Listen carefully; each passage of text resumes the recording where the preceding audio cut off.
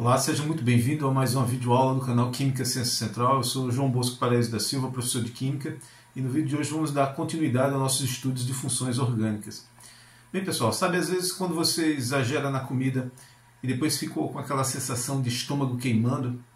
Bem, nesses casos, provavelmente você está precisando de ajuda de um médico. E quando você procura um médico, não é incomum ele receitar para você um medicamento chamado omeprazol, ou um outro similar conhecido como pantoprazol. E são sobre esses medicamentos que nós vamos tratar hoje. Fique comigo que vamos começar logo depois da abertura. Bem, aqui está a estrutura química da molécula associada ao omeprazol.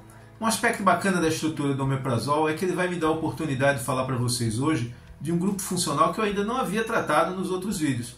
Então, no final deste vídeo eu vou colocar o link, os cards, para vocês assistirem e aprofundarem seus conhecimentos de funções orgânicas com outras moléculas populares e também de metabólitos secundários.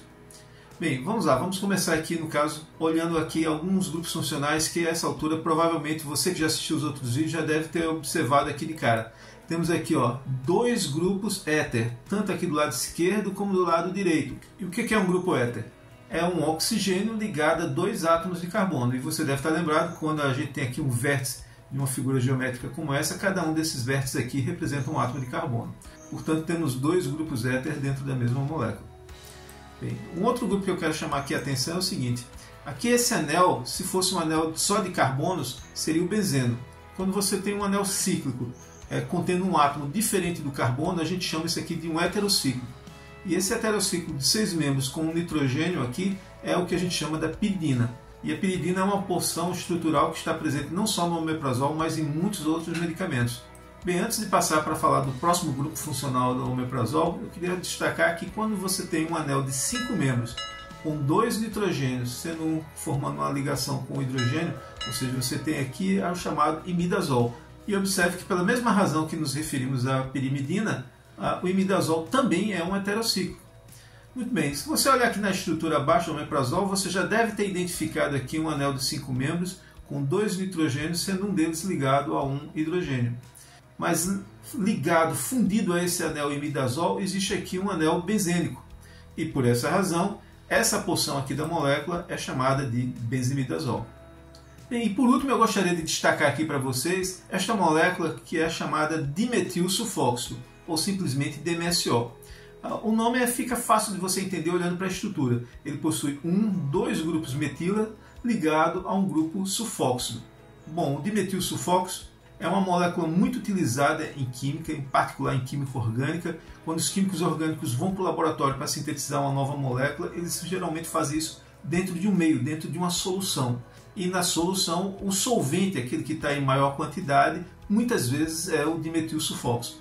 Bem, se você olhar agora para a estrutura do omeprazol aqui abaixo, você já deve ter percebido a presença desse grupo S-O aqui no meio. Portanto, a gente tem aqui esse grupo funcional sulfóxido. Portanto, este é o grupo funcional que eu havia me referido lá no início do vídeo, que pela primeira vez nós estamos vendo aqui nos nossos estudos sobre funções orgânicas. Mas veja só, eu falei lá no início que nós íamos tratar de duas moléculas, do omeprazol e do pantoprazol. Então vamos comparar aqui a estrutura dessas duas moléculas.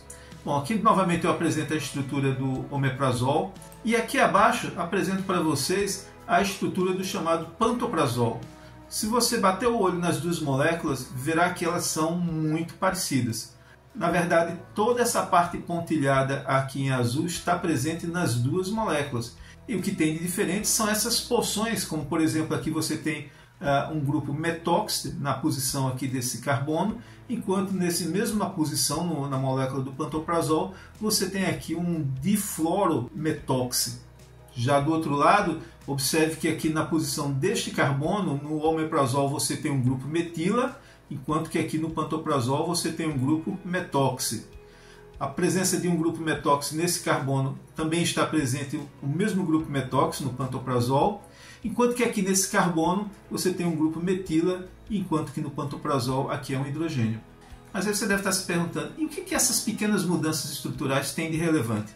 Bem, na área de produção de medicamentos, que é uma área de fronteira entre a química e a farmácia, a chamada química medicinal, é bem conhecido que quando ocorrem mudanças estruturais nas moléculas, isso leva a mudanças nas propriedades químicas e físicas dessas moléculas.